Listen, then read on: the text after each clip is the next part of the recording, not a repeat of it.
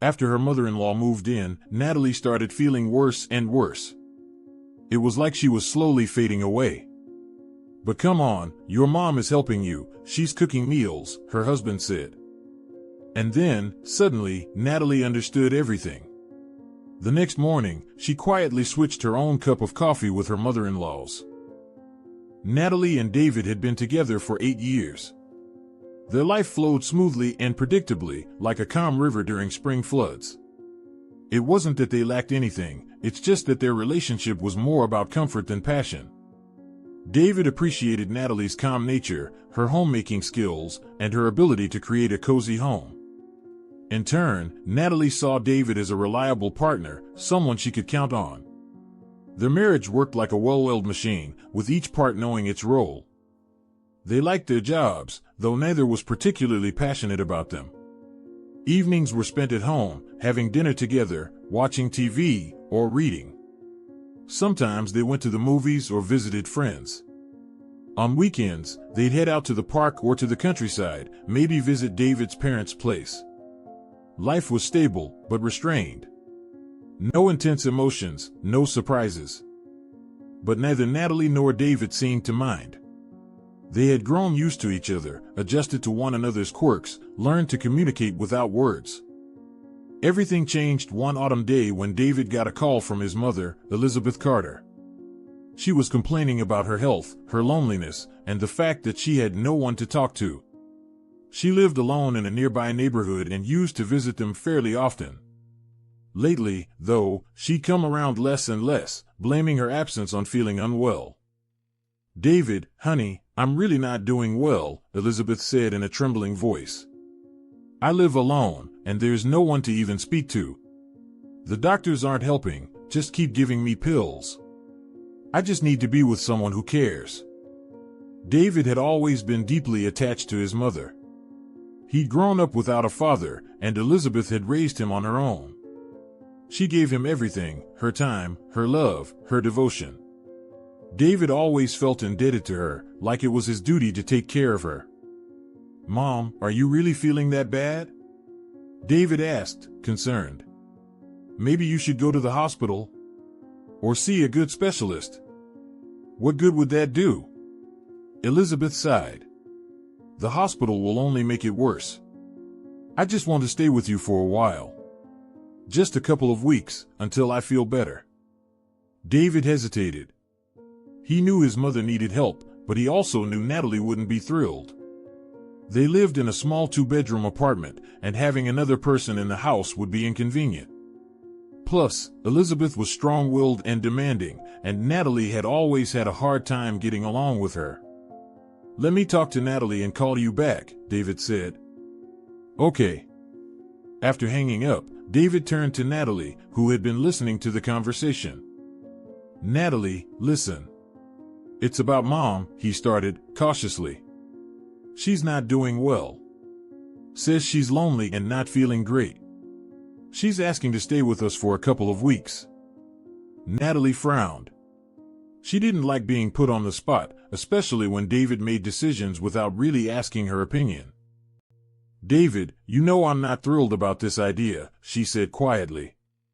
"It's already cramped here. And your mom. You know it's hard for me to be around her." "Natali, please try to understand," David pleaded. "She's my mom. She just needs some help for a bit. A couple of weeks. It'll mean the world to her. And she'll help around the house, so it might even be easier for you." Natali sighed. She knew David wouldn't give up. He was always like this, kind, helpful, ready to support anyone in need. Especially his mother. Saying no would feel cruel. "All right, she can come," she said at last. "But only for a couple of weeks, like you said. And don't expect me to wait on her hand and foot." David lit up and immediately called his mother back. Elizabeth was overjoyed. She thanked David 1,000 times and promised she wouldn't be a burden. 2 days later, she arrived with a huge suitcase full of clothes and several bags of groceries. From the moment she walked in, she took charge of the household. She completely took over the kitchen, the cleaning, and the grocery management. I can see you don't know the first thing about cooking, she told Natali. I'll show you how to eat properly. You've really let yourselves go. Natali tried to push back, but Elizabeth wouldn't let her get a word in. She did everything her own way, ignoring Natali's preferences. She cooked the meals, cleaned the house, did the laundry, exactly how she wanted. Natali felt like a guest in her own home. She couldn't do anything, couldn't make any decisions. Elizabeth had taken control of her life. She even forbade Natali from cooking. Sit down and rest, she'd say. I'll handle everything. You work hard enough as it is. Natali felt like her strength was draining away. She became pale and irritable, with constant headaches. At first, she blamed stress and work fatigue, but deep down, she knew something else was wrong. David didn't notice the changes in Natali. He was just happy that his mother was helping around the house and didn't pay attention to how much worse Natali was feeling. More and more often, he'd say things like, "You're just exhausted. Get some rest. Mom's helping now, she knows how to take care of your health." Elizabeth insisted on controlling everything Natali did. She wouldn't even let her pour herself a glass of water. "Sit down, I'll take care of it," she'd say. "You shouldn't strain yourself." A month passed. Natali looked at her reflection in the mirror and barely recognized herself. Pale face, sunken eyes, dark circles. Not long ago, she had been full of life and energy. Now, she felt like a squeezed-out lemon, drained of strength, joy, everything. Her clothes hung off her like on a coat hanger. She had clearly lost weight, even though her appetite seemed normal. David didn't seem to notice. Or maybe he just didn't want to. "You're just overworked, honey," he'd mumble without looking up from the TV. "Work, house stuff. You just need a break, maybe take a vacation." He repeated that like a broken record, but never followed through. He didn't offer her time off or help around the house. All his attention was focused on his mother, her comfort, her needs. Elizabeth, on the other hand, was all over Natali with her performative care. She hovered constantly, offering tea, broth, or something healthy. But her concern felt suffocating, almost like a trap. She wouldn't let Natali take a single step on her own. "Sit down, sweetheart, rest," she'd coo. "I'll handle everything. You shouldn't exert yourself in your condition." Natali kept feeling worse. She started noticing a pattern. The worst spells hit her after breakfast and her morning cup of coffee. That's when the fatigue hit hard, her head pounded, and she'd feel nauseous. At first, she blamed stress and burnout, but then a dark thought crept in. Could it be? Could her suspicions actually be real? Her mother-in-law wouldn't even let her pour a glass of water. "Why are you getting up?" "I'll do it." Elizabeth would literally snatch things out of her hands anytime she tried to do something in the kitchen. "You can't, it's bad for you," she'd repeat, her tone equal parts sweet and threatening. One day, Natali tried to make herself some tea. Elizabeth appeared in the kitchen doorway like she'd teleported there. "What are you doing, Natali?" "I'll make it for you, healthy and delicious." She took the kettle right out of her hands and, fast and efficient, brewed the tea like she'd done it 1,000 times. Natali drank it. And not long after, the wave of weakness washed over her again. The idea that she was being poisoned started to feel less like paranoia and more like reality. As absurd as it sounded, her gut told her something was wrong. Her instincts screamed danger, and she couldn't ignore them anymore.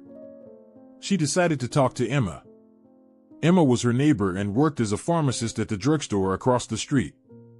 They'd been friends for years, and Natali trusted her completely. Emma was smart, level-headed, and always knew what to do. One afternoon, while David was at work and Elizabeth had gone shopping, Natali hurried over to the pharmacy.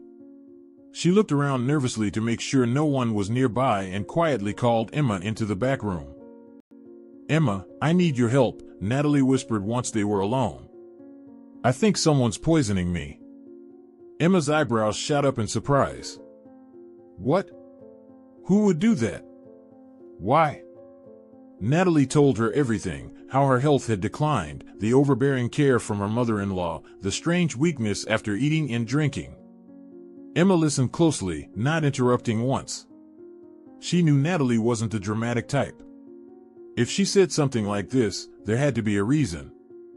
"That's a serious accusation, Natali," Emma said once she'd finished. "But I get why you're worried. Your symptoms really could point to poisoning." "I don't know what to do," Natali sighed. "David doesn't believe me. He says I'm making it all up, but I feel worse every single day." Emma thought for a moment. "We have to do something," she finally said. "You can't just sit around and wait until you collapse. But going to the police without proof isn't smart either. We need a plan."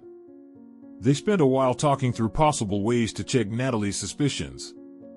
Emma suggested a few ideas, but most were too risky or complicated. Eventually, they settled on one simple but potentially effective method. "In the morning, when your mother-in-law makes coffee," Emma said, "just switch the cups. Drink from hers, and give her yours. If she gets sick, then you'll know your suspicions are valid." Natali hesitated. "And if nothing happens? Then I'll just look like a complete idiot." "Even if nothing happens," Emma replied, "at least we can rule something out. It's better than doing nothing at all." Emma repeated her advice firmly. "Natali, this is the only way to know the truth. Just switch the cups in the morning. If she gets sick from your coffee, then you're not imagining things." It scared Natali to even consider the possibility that Elizabeth might actually be capable of something like that. But the constant fatigue, the weakness, the headaches, she couldn't ignore them anymore. The next morning was particularly gray and gloomy. A cold drizzle tapped against the window, mirroring Natali's uneasy mood. David had left for work early, like always. Elizabeth was already bustling around the kitchen, humming some old tune to herself. Natali watched her from behind the half-open door, trying not to show any emotion. "Good morning, Natali." Elizabeth turned with a strained smile. "Did you sleep well? Any headache?" "Morning," Natali replied, keeping her tone calm. "A bit better, thanks." Elizabeth started pouring the coffee. Her movements were slow and deliberate, like she was performing some kind of ritual. She set 2 cups on the table. This was it, the moment of truth. Natali took a deep breath, trying to steady her hands. When Elizabeth turned away to grab the sugar bowl, Natali quickly swapped the cups. Her heart pounded in her chest like a drum. They drank their coffee in silence. As usual, Elizabeth kept her eyes fixed on Natali, like she was trying to read her mind. Natali avoided her gaze and focused on the taste of the coffee. It was bitter, strange even, but she forced herself to drink at least half. About 30 minutes passed. Suddenly, Elizabeth turned pale. She clutched her head, then her stomach. "Oh, I don't feel well," she muttered, struggling to stand up from the chair. "Natali, I think I've been poisoned or something." Natali went cold inside. She knew exactly what that meant. "You're not feeling well? Should I call an ambulance?" she asked, doing her best to hide the surge of relief. "Yes, probably," Elizabeth croaked, bending over in pain. Natali called for help. While they waited, Elizabeth lay on the couch, moaning about nausea. David was at work, of course, and Natali felt completely alone in that moment. Soon the ambulance arrived. The paramedics examined Elizabeth and decided to take her to the hospital. "Looks like a case of severe intoxication," one of them said as they helped Elizabeth out of the apartment. "We'll need to run tests and figure out what caused it." Once the ambulance left, the apartment fell into an eerie silence. Natali felt both shaken and strangely free. Her suspicions had been confirmed. Now, she had to act. She called Emma. "Emma, it happened," Natali said, her voice trembling. "She got sick after the coffee. They took her to the hospital." "Oh my God, Natali. I knew it. What do we do now?" Emma sounded worried. I think I need to go to the police, Natali said. You should. But listen carefully first. You need to collect samples of everything you've eaten and drunk over the last few days. Take leftovers from the fridge, the coffee, the tea, every jar and package. And the cups, too. Everything needs to be tested. Emma spoke calmly and confidently, like she knew exactly what needed to be done. Natali felt a little steadier just hearing her voice. I'll help you, Natali. I know a reliable expert at the lab. He can run all the tests quickly and discreetly. Together with Emma, Natali gathered all the necessary samples. A few days later, Emma called her. The tests are back, she said in a solemn voice. And they confirm what you suspected. There were strong sedatives found in your food and drinks. That's what caused your symptoms. Natali felt her knees go weak. Now she had undeniable proof. Meanwhile, Elizabeth was still in the hospital. David visited her every day, completely unaware of what was going on. With trembling hands, Natali dialed the number for the police. Even with the lab results and everything she had gone through, it was still a hard call to make. But Emma, her loyal friend and steady support, stood by her side, encouraging her to take action. Natali, you have to do this. She tried to kill you, slowly. You can't just let this go, Emma said, gripping her hand. And so, Natali reported everything to the dispatcher, struggling to find the right words as she described the poisoning and gave them the name of the woman behind it, Elizabeth Carter. The police acted fast. With the lab results and Natali's statement, a criminal case was opened. When David found out about the police report, he was in shock.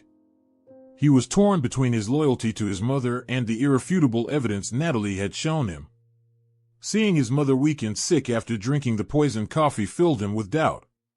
But the test results, the doctor's conclusions, they all pointed in the same direction. This can't be real. Mom, why?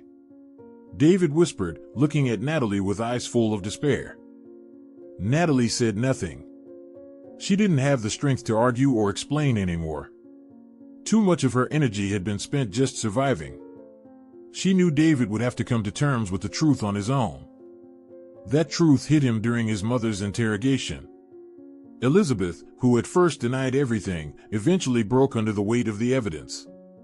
She confessed, claiming she had done it all out of love for her son. I just wanted what's best for him. She's not right for him. Too strong, too independent. She doesn't listen to him, doesn't care what he thinks. I was trying to protect him from making a mistake, Elizabeth said, her fists clenched and her tearful eyes locked on David. David was shattered. He had always seen his mother as wise and loving. He hadn't realized how slowly she had wrapped him in her control, taking away his ability to make his own choices. He hadn't seen how she was trying to dominate his wife too, crushing her spirit and independence. Mom, what have you done? He whispered, covering his face with his hands. How could you do this? Why? Elizabeth stayed silent, her head bowed. She understood now that she'd crossed a line, that she had destroyed not only Natali's life, but her son's as well. During the investigation, it came to light that Elizabeth had often complained that Natali was too headstrong, that she didn't appreciate care or affection. She believed Natali wasn't good enough for David, that she was too independent and didn't submit to him. That's why she had taken it upon herself to help her son by getting rid of the wife she deemed unworthy. The court found Elizabeth guilty of intentionally causing moderate bodily harm. Given her age and health, she received a suspended sentence. After the trial, David struggled to recover. He felt betrayed and deceived. He realized he had lived his whole life under his mother's influence, that she had manipulated him into making decisions that only served her interests. Natali didn't feel any sense of triumph watching David suffer. She understood that he, too, had been a victim of Elizabeth's manipulation. But she knew she couldn't stay in the marriage any longer. Life with David and his mother had brought her too much pain and disappointment. Natali filed for divorce. David didn't argue. He knew he had earned this. He let her go, understanding that she deserved happiness and freedom. The divorce was hard on both of them. They had to divide their belongings and figure out what to do with the apartment. Natali insisted they sell it. She didn't want to live in a place filled with memories of fear and control. After the divorce, Natali felt a sense of relief. It was like a heavy weight had been lifted from her shoulders. She decided to start fresh. In a new town, far from the past. She sold her share of the apartment and bought a small house in a quiet little town. Natali was finally happy. She felt free and independent. She was in control of her own life, making her own choices. She was no longer afraid of anyone or anything. David stayed in the city. He tried to rebuild his relationship with his mother, but it wasn't easy. He knew she needed time to face her actions and feel real remorse. He visited her in the hospital, helped her, but couldn't bring himself to fully forgive her. David realized he had to change too. He needed to learn how to make his own decisions, without always looking to his mother for approval. He needed to become his own man, strong and independent. David and Natali never saw each other again, but they both carried the memory of what they'd been through. They knew they had survived something deeply painful that changed them forever. As Natali watched the sunset, she felt peace. The worst was behind her. She had made it through, and she had won. She found freedom and happiness. She had started a new life, full of hope and possibility. There was no more fear in her eyes. Only fire, of confidence and determination. She knew she could face anything that came her way. Because she was strong. And she was free.